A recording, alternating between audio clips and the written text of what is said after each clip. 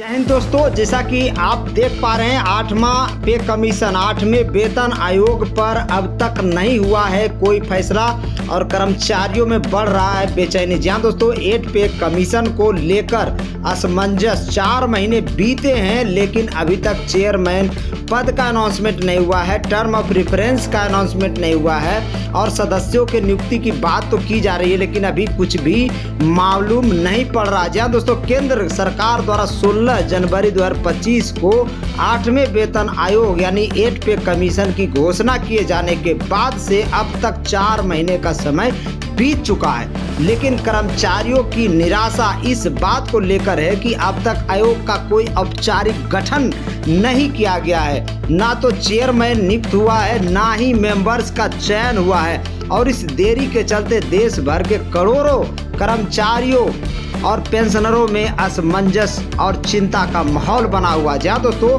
कर्मचारियों की उम्मीदों पर पानी फेरती देरी। जहाँ दोस्तों हर बार इस तरह भी आपको बता दें, कर्मचारी समुदाय को नई वेतन सिफारिशों में बड़ी राहत की उम्मीद है।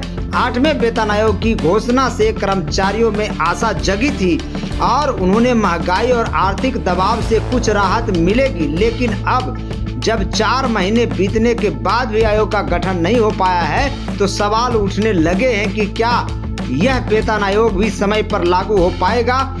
कई कर्मचारियों का मानना है कि अगर इस तरह देरी होती रही तो 2026 से मिलने वाले नए वेतनमान की सिफारिशों की देरी आ जाएगी। जहां दोस्तों देरी से आएगी और इससे कर्मचारियों को समय पर लाभ नहीं मिल पाएगा, जैसा कि 7वें वेतन आयोग के समय में हुआ था। प्रधानमंत्री से की गई अपील। सोशल मीडिया पर हजारों की संख्या में कर्मचारी और पेंशनर्स प्रधानमंत्री श्री नरेंद्र मोदी से इस विषय पर हस्तक्षेप की मांग कर रहे हैं। उनका कहना है कि जब घोषणा हो चुकी है तो 8वां आयोग गठन में अनावश्यक देरी क्यों। कई संगठनों और यूनियनों ने यह भी कहा कि सरकार को चाहिए कि वे इस विषय को प्राथमिकता दें और जल्द से जल्द चेयरमैन व सदस्यों की नियुक्ति करे ताकि आयोग का कार्य शीघ्र शुरू हो सके। 8वें वेतन आयोग से जुड़ी मुख्य अपेक्षाएं। कर्मचारी संगठनों की ओर से यह अपेक्षा है कि इस आयोग में निम्नलिखित बिंदुओं पर विशेष ध्यान दिया जाए। पहला में आप देख सकते हैं न्यूनतम वेतन में वाजिब बढ़ोतरी हो। दूसरा, महंगाई भत्ते डीए की समय पर समीक्षा हो। पेंशनरों के लिए विशेष प्रावधान हो। वेतन असमानताओं का दूर करना।